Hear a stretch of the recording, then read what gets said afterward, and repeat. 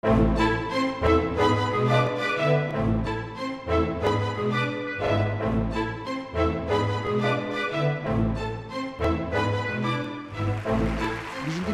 Economist начал работать в 1980 году. Это я уже представляю следующего спикера, который будет у нас против. В 1993-м возглавил The Economist и последующие 13 лет работал главным редактором. Автор 10 книг, лауреат многочисленных наград за журналистскую деятельность, ныне писатель и независимый консультант. Прошу вас, Билл Эммот. You're welcome. Well, thank you very much, Zarab, for your kind introduction, and thank you to the Foundation for Effective Governance for inviting me here today, and thank you for allowing me to speak in English, and forgive me for forcing you to use your headphones. The idea of a debate is an excellent one. I have spent 25 years as a journalist at my magazine, The Economist, always hiding behind my computer, not wanting to stand up and face debates, but yet things that we write and wrote in the magazine often caused angry responses. For example, when we proposed that the United States should control the possession of guns, an American magazine accused me of being in favor of mass murder or genocide, because mass murders and genocides only happen, apparently, when there's gun control. When we express skepticism about climate change, as my colleague from Britain, Lord Lawson, will recognize, I was accused of wanting to destroy the planet. And when I and my magazine accused the Italian Prime Minister, Silvio Berlusconi, of being corrupt and facing huge conflicts of interest, he accused me of being a communist, and his newspaper pointed out that I look like Lenin. So a debate is often an uncomfortable thing. What about tax reform? Tax reform is, in my view, essential for sustainable economic growth, for long-term economic success. Every country, to succeed in the long term, should have a tax system that is simple, that is efficient and cheap to administer, that is perceived as being fair, and that is as neutral as possible between different activities in the society.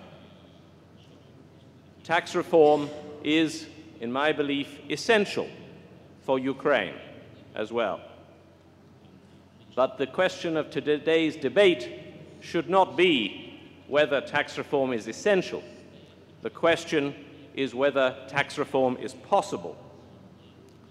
A successful tax reform requires certain political conditions.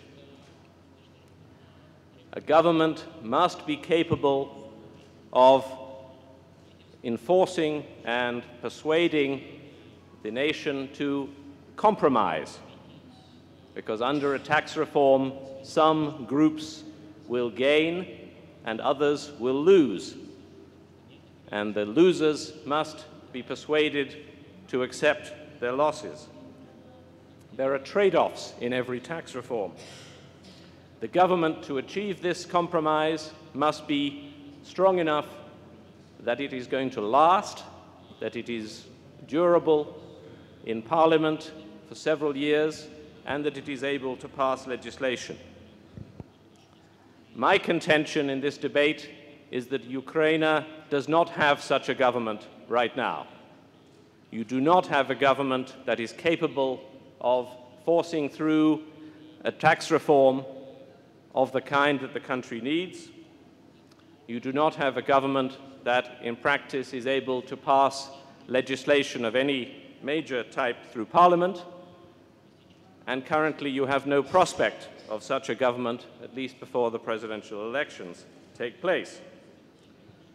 So I would suggest that because of the political situation in Ukraine, which is, I think, made worse by the economic crisis, that Ukraine should focus on other priorities, which are easier to achieve agreement on and which are easier to pass legislation on. The removal of regulations that make it hard to start a business, for example. Removal of regulations that prevent businesses entering new sectors. Concentrate on achieving better macroeconomic stability, particularly the control of inflation, which is Ukraine's long-term problem. And if necessary, make incremental tax changes. The fact is that the economic crisis has been very severe. It continues to be very severe in this country. It will be over soon. We will see recovery in the global economy over the next 12 to 18 months of a sustained basis, and this will help support a recovery in Ukraine's main exports as well. So I think this will pass and this economic situation will improve for the country. But the question for tax reform is about the political crisis and about whether the politics is capable of catching up with the economics, whether politics is capable of implementing a tax reform, and my contention is that currently it is not. Thank you very much. Thank you.